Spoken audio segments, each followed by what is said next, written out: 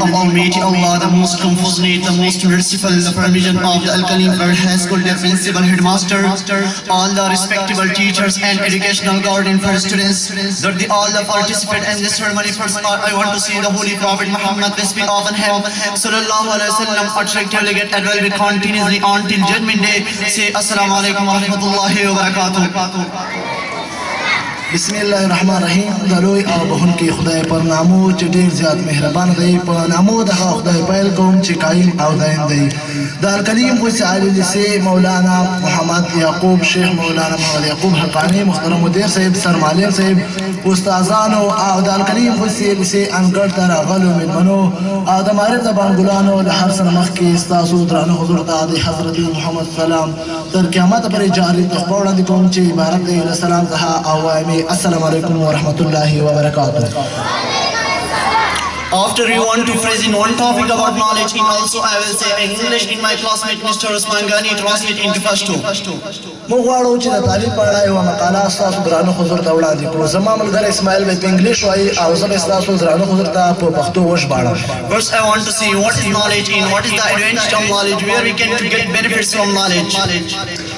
لومړی کې چې زه ووایم تعلیم څه شی ده او له تعلیم څخه چېرته ګټه حاصلولی شو او تعلیم چېرته حاصلولی شو. Knowledge is lightness for humans because knowledge is only phenomenon that can rescue the mankind from misery and enlightens the man in view the ground for realization of life in the society and bring improvement to our country by knowledge. تعلیم چې دا د انسان ژوند روښانه کوي. د تعلیم په واسطه نیکمرغي له بدمرغۍ څخه ژغورلی شو. تعلیم د انسان ژوند روښانه کوي او د تعلیم په واسطه یوې ټولنې او هېواد ته پرمختګ او پوهه راځي. We can abolish adversity or other darkness. The word development in modernization is belong to knowledge, and also the word experience technology is accomplished by knowledge. موږ د تعلیم په واسطه کولی شو چې زید، کینه او جهالتونه له منځه ویل شو او همدارنګه د نړۍ ټولې پرمختګونه او عصریتوب د تعلیم پورې اړه لري او د نړۍ ټولې ټکنالوژي د تعلیم په واسطه تجربه شوې دي.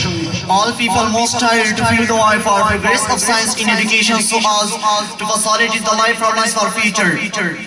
ټول حالات باید د ژوند د سهولتونو لپاره په ساینس او تعلیم کې کوشش وکړي.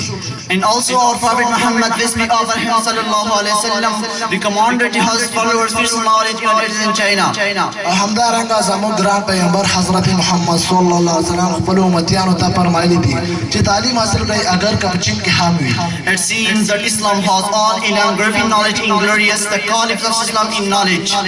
دې څخه معلومیږي چې اسلام یو سرلوړی دین ده او د اسلام خلیفګانو د تعلیم په اړه یو ډېر مهم فکر کړی دی. Was considered the most important part of life at that time. The young should know that the only phenomenon which guides the human the world of it is knowledge. ځوانان باید په دې پوه شي چې تعلیم د ژوند یوه ډېره مهمه برخه ده او دغه ځوانان باید دا تعلیم په نړۍ کې خپور کړي. Nobody the youngs have enough time to get knowledge or study books, magazines, newspapers or publication.